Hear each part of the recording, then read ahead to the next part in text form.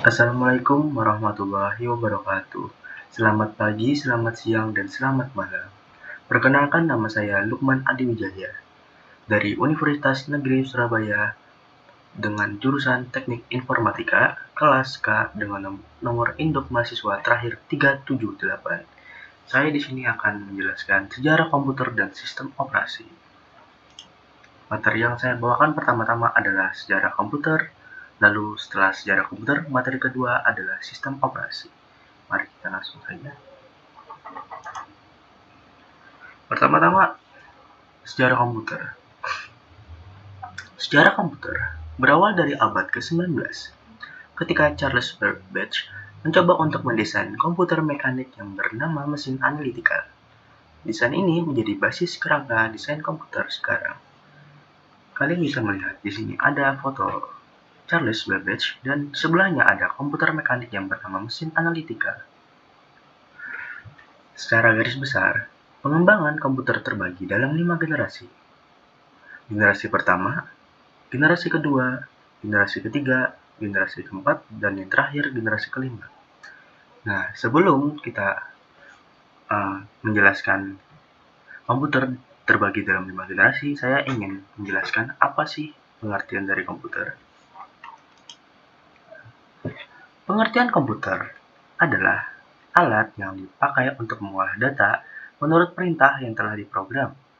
Kata komputer semula dipergunakan untuk menggambarkan orang yang pekerjaannya melakukan perhitungan aritmatika dengan atau tanpa alat bantu.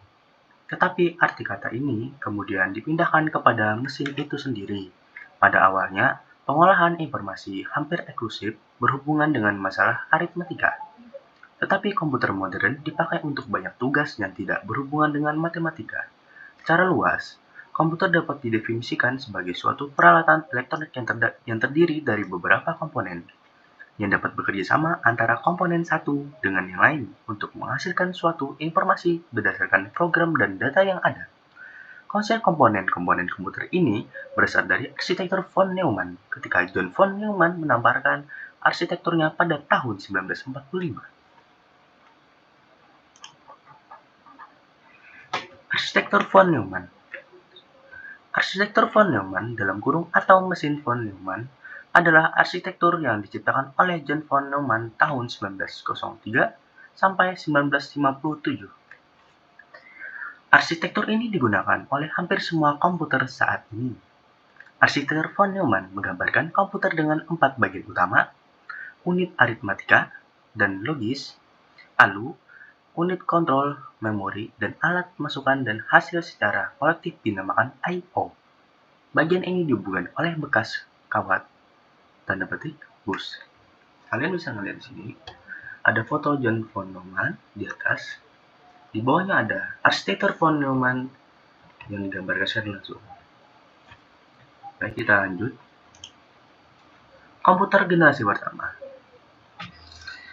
Dengan terjadinya Perang Dunia II, negara-negara yang telah terlibat dalam perang tersebut berusaha mengembangkan komputer untuk mengeksploitasi potensi strategis yang dimiliki komputer. Hal ini meningkatkan pendanaan pengembangan komputer serta mempercepat kemajuan teknik komputer. Pada tahun 1941, Konrad Zuse, seorang insinyur Jerman, membangun sebuah komputer dengan nama Z3 untuk mendesain pesawat terbang dan peluru kendali. Blok Sekutu juga membuat kemajuan lain dalam pengembangan kekuatan komputer. Tahun 1943, Inggris menyelesaikan komputer pemecah kode rahasia yang dinamakan komputer Colossus untuk memecahkan kode rahasia yang digunakan oleh Jerman Nazi. Dampak pembuatan Colossus tidak terlalu mempengaruhi perkembangan industri komputer dikarenakan dua alasan. Pertama, Colossus bukan merupakan komputer serbaguna, tetapi ia hanya didesain untuk memecahkan kode rahasia. Kedua, keberadaan mesin ini dijaga kerahasiaannya hingga 1 dekade setelah perang berakhir. Usaha yang dilakukan oleh Amerika Serikat pada saat itu menghasilkan suatu kemajuan lain. Howard Aiken, seorang insinyur Harvard yang bekerja dengan IBM, berhasil memproduksi kalkulator elektronik untuk Angkatan Laut Amerika Serikat. Kalkulator tersebut berukuran panjang setengah lapangan bola kaki dan memiliki rentang kabel sepanjang 500 mil. The Harvard IBM Automatic Sequence Controlled Calculator atau Mark I merupakan komputer relay elektronik yang menggunakan sinyal elektromagnetik untuk menggerakkan komponen mekanik. Mesin tersebut beroperasi dengan lambat. Ia membutuhkan 3-5 detik untuk setiap perhitungannya dan tidak fleksibel. Urutan kalkulasi tidak dapat diubah. Kalkulator tersebut dapat melakukan perhitungan aritmatika dasar dan persamaan yang lebih kompleks.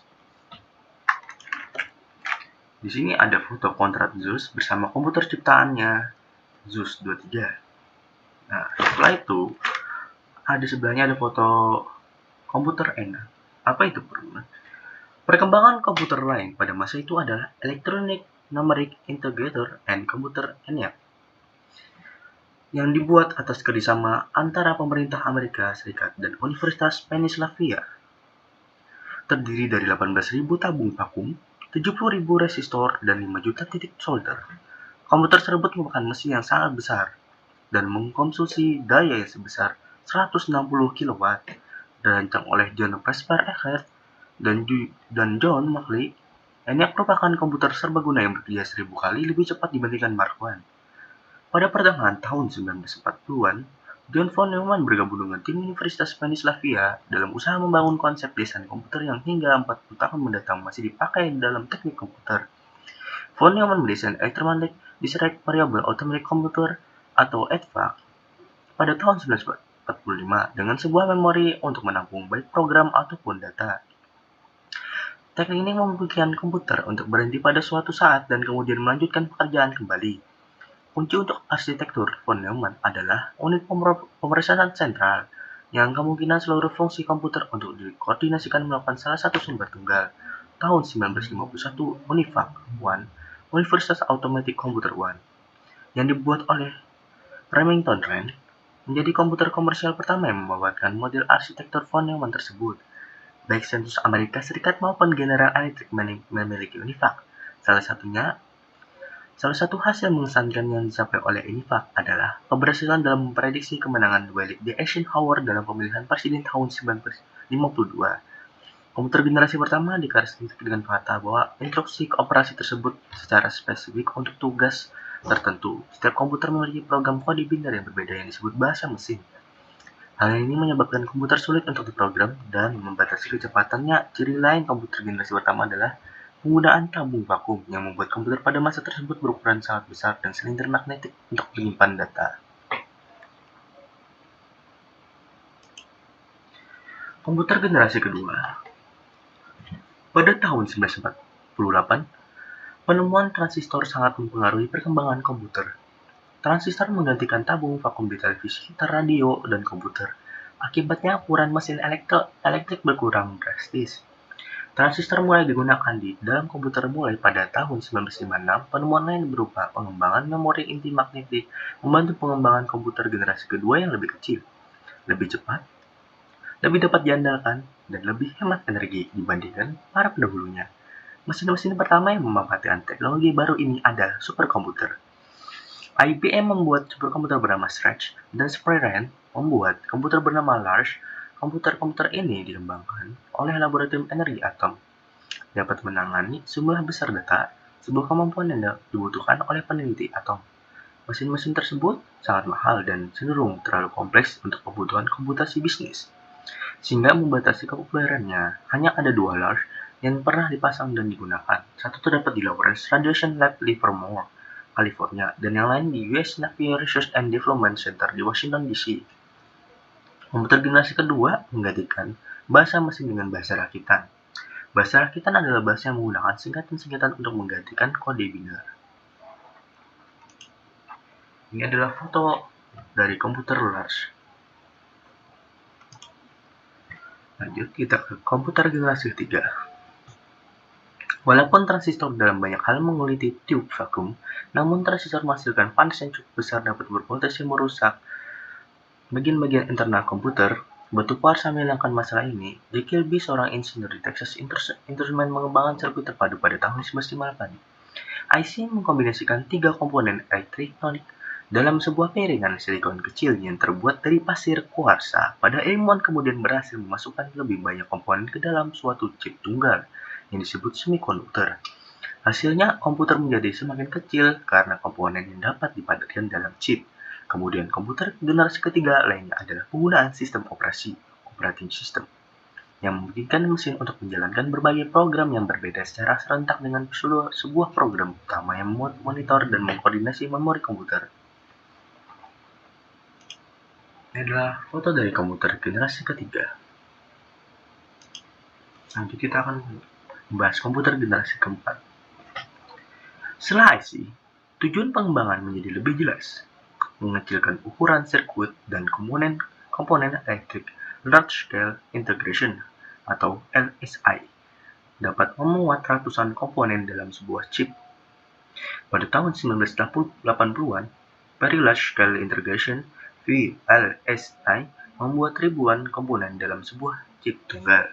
Ultra Large Scale Integration (ULSI) meningkatkan sejumlah tersebut menjadi jutaan. Kemampuan untuk memasang sedemikian banyak komponen dalam suatu keping yang berukuran setengah keping logam mendorong turunnya harga dan ukuran komputer. Hal tersebut juga meningkatkan daya kerja, efisien, dan keteladanan komputer. Chip Intel 404 yang dibuat tahun 1971 membuat kemajuan pada IC dengan meletakkan sebuah komponen dari sebuah komputer. Central Processing Unit, memori, dan kendali input dan output dalam sebuah chip yang sangat kecil. Sebelumnya, IC dibuat untuk mengerjakan suatu tugas tertentu yang spesifik. Kini, sebuah mikroprosesor dapat diproduksi dan kemudian diprogram untuk memenuhi seluruh kebutuhan yang diinginkan. Tidak lama kemudian, setiap peranti rumah tangga seperti microwave, oven, televisi, dan mobil dengan electronic full injection atau EVI dilengkapi dengan mikroprosesor. Perkembangan yang demikian memungkinkan orang-orang biasa untuk menggunakan komputer biasa. Komputer tidak lagi menjadi dominasi perusahaan-perusahaan besar atau lembaga pemerintah pada tahun 1970-an. Perakit komputer menawarkan produk komputer mereka ke masyarakat umum. Komputer-komputer ini disebut mini komputer, dijual dengan paket peranti lunak yang mudah digunakan oleh kawangan awam. Peranti lunak yang paling populer saat itu adalah program word processing dan spreadsheet. Pada awal 1980-an, video game seperti Atari 2600 menarik perhatian konsumen pada komputer rumahan yang lebih canggih dan diprogram. Ini adalah foto dari komputer generasi keempat yang jauh lebih kecil daripada generasi yang sebelumnya. Komputer generasi kelima. Mendefinisikan komputer generasi kelima menjadi cukup sulit karena tahap ini sangat mudah. Contoh imajinatif komputer generasi kelima adalah komputer fiksi HAL 900 dari novel karya Arthur C. Clarke berjudul 2001. Seperti Odyssey, HAL menampilkan seluruh fungsi yang diinginkan dari sebuah komputer generasi kelima. Dengan kecerdasan buatan, artificial intelligence atau AI, HAL dapat cukup memiliki nalar untuk melakukan percakapan dengan manusia, menggunakan masukan visual, dan belajar dari pengalaman sendiri. Walaupun mungkin realisasi HAL 9000 masih jauh dari kenyataan, banyak fungsi-fungsi yang dimiliki yang sudah terwujud. Beberapa komputer yang dapat menerima instruksi secara lisan dan mampu meniru nalar manusia.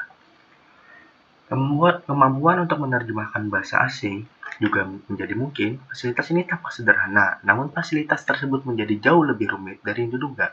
Ketika programmer menyadari bahwa pengertian manusia sangat bergantung pada konteks dan pengertian ketimbang sekedar menerjemahkan kata-kata secara langsung.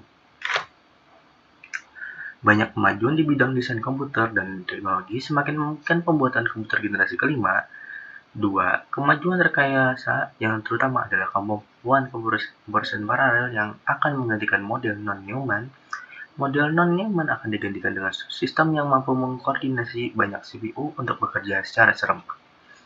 Kemajuan lain adalah teknologi superkonduktor yang memungkinkan aliran elektrik tanpa ada hambatan apapun, yang nantinya dapat mempercepat kecepatan informasi. Jepang adalah negara yang terkenal dalam sosialisasi jargon dan proyek komputer generasi kelima. Lembaga ICOT, Institute for New Computer Technology, juga dibentuk untuk merealisasikan banyak kabar yang menyatakan bahwa proyek ini telah gagal. Namun beberapa informasi lain bahwa keberhasilan proyek komputer generasi kelima ini akan membawa perubahan baru paradigma komputerisasi di dunia. Ini adalah komputer generasi kelima yang kita lihat sekarang. Baik, Kita akan lanjut ke materi kedua, yaitu sistem operasi. Biasanya, istilah sistem operasi sering ditujukan kepada semua perangkat lunak yang masuk dalam satu paket dengan sistem komputer sebelum aplikasi-aplikasi perangkat lunak terinstall. Sistem operasi adalah perangkat lunak sistem yang bertugas untuk melakukan kontrol dan manajemen perangkat keras, serta operasi-operasi dasar sistem termasuk menjalankan perangkat lunak, aplikasi seperti pemrograman, pengolahan kata, dan perambahan web. Secara umum, sistem operasi adalah perangkat lunak pada lapisan pertama yang ditempatkan pada memori komputer pada saat komputernya dinyalakan booting, sedangkan software-software lainnya dijalankan setelah sistem operasi berjalan, dan sistem operasi akan melakukan layanan inti untuk software-software itu. Layanan inti tersebut diakses ke disk, manajemen memori, penjadwalan tugas schedule task, dan antarmuka user GUI atau CLI, sehingga masing-masing software tidak perlu lagi melanjutkan tugas-tugas inti umum tersebut karena dapat dilayani dan dilakukan oleh sistem operasi. Bagian kode melakukan tugas-tugas inti dan umum tersebut di dalam kernel suatu sistem operasi. Kalau sistem komputer terbagi dalam lapis-lapisan, maka sistem operasi adalah penghubung antara lapisan hardware dengan lapisan software. Sistem operasi melakukan semua tugas-tugas penting dalam komputer dan menjamin aplikasi-aplikasi yang berbeda dapat berjalan secara bersamaan secara lancar. Sistem operasi menjamin aplikasi lain dapat menggunakan memori, melakukan input, dan output terhadap peralatan lain, dan memiliki akses kepada sistem berkas.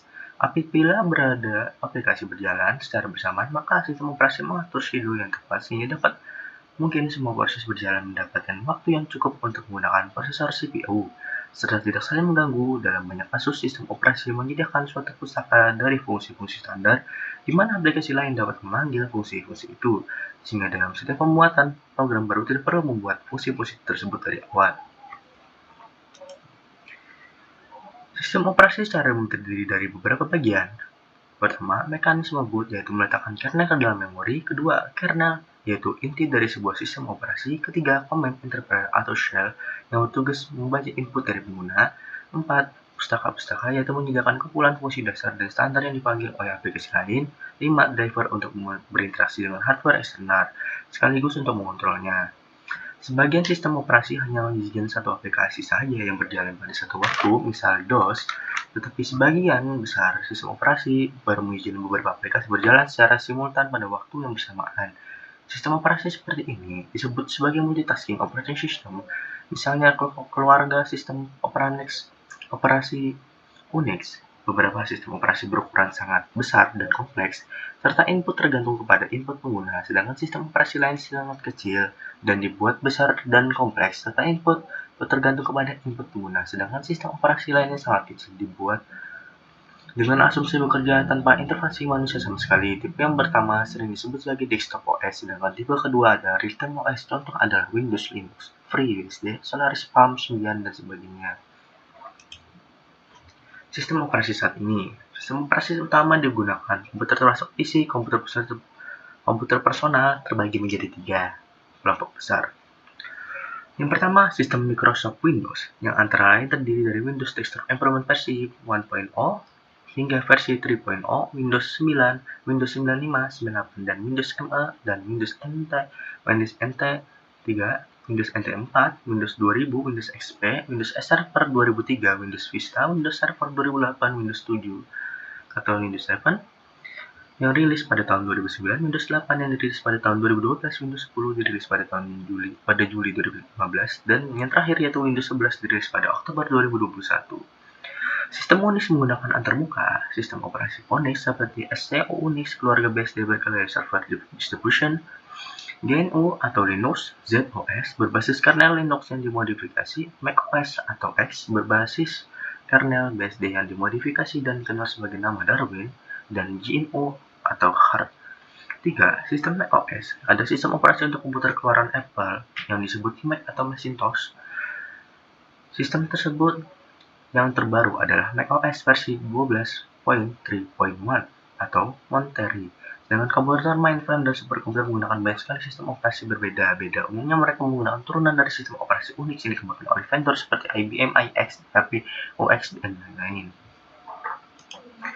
Nah, ini adalah foto dari sistem operasi yang saya jelaskan tadi. Yang pertama di atas kiri adalah Windows, di bawahnya adalah Unix, dan di kanan adalah Macintosh. Terima kasih telah mendengarkan dan memahaminya. Semoga ilmu yang saya bagikan ini menjadi yang bagus di Anda. Saya pamit undur diri. Wassalamualaikum warahmatullahi wabarakatuh.